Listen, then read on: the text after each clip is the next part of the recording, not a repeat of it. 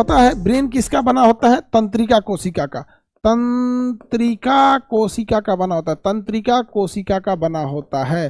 तंत्रिका कोशिका को हम लोग स्नायु भी कहते हैं या न्यूरॉन भी कहेंगे, न्यूरॉन कहेंगे या स्नायु कहेंगे, क्या कहेंगे? स्नायु कहेंगे। इसमें किसी भी प्रकार का विभाजन नहीं होता है, किसी भी प्रकार का विभाजन नहीं होता है, अर्थात यह कभी भी रिपेयर नहीं हो सकता है। आप इसे पुनर्निर्माण नहीं कर सकते हैं, पुनर्निर्माण नहीं कर सकते हैं।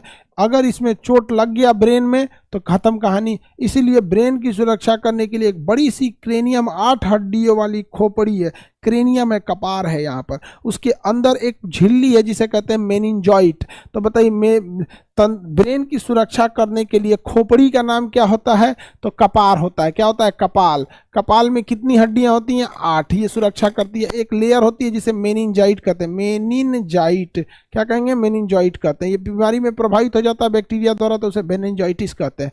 तो ये ब्रेन की सुरक्षा करना जरूरी है। इसमें किसी भी प्रकार का कोशिका विभाजन नहीं होता है, इसलिए अगर कोई ब्रेन डेड कर गया तो उसे कभी नहीं ठीक किया जा सकता है। चोट लगा धड़ाम से ब्रेन पे, अब इसलिए मारेंगे भम से, अगर इस पे चोट लगेगा, अगर सपोज कीजिए यहाँ पे चोट लगा धड़ाम से इसे, तो यहाँ पे ये एरिया क्लॉट कर जाएगा। यहाँ पे अगर खोपड़ी के अंदर जोर से चोट लग गया तो यहाँ ब्लड जम जाएगा, क्लॉट कर जाएगा, और पूरे ब्रेन में कहीं ना कहीं स्विच सिस्टम वगैरह है तो यहाँ का स्विच दब जाएगा, तो शरीर का कोई अंग काम नहीं करेगा, इसे हो जाएंगे, टेढ़ हो जाएगा। दाहिने और मारा, अगर दाहिने मारा तो बाएं झूलेंगे, बाएं मारा तो दाहिने झूल जाएंगे।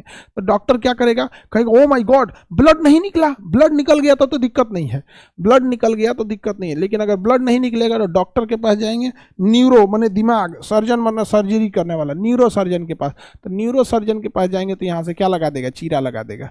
न्यूरो सर्जन के पास जाएंगे तो यहाँ से क्या लगा देगा? चीरा लगा देगा। और काटने के बाद यहाँ पे, और उसके पास एक सेक्शन पाइप होता है जिसमें वैक्यूम से खींच लेता है, तो यहाँ लगा के सारा क्लॉटिंग खींच लेगा। फिर यहाँ पे आपका MRI जो भी CT स्कैन होगा वो चेक वो करके दिखाएगा, हाँ आपके दिमाग में अब कोई दिक्कत नहीं है, अब आप जा सकते हैं। और अगर यही क्लॉटिंग छोड़ दिया तो पैरालिसिस हो जाएगा या फिर ब्रेन हेमरेज हो जाएगा या कुछ भी हो सकता है। तो ब्रेन कभी भी ठीक नहीं हो सकता है, ब्रेन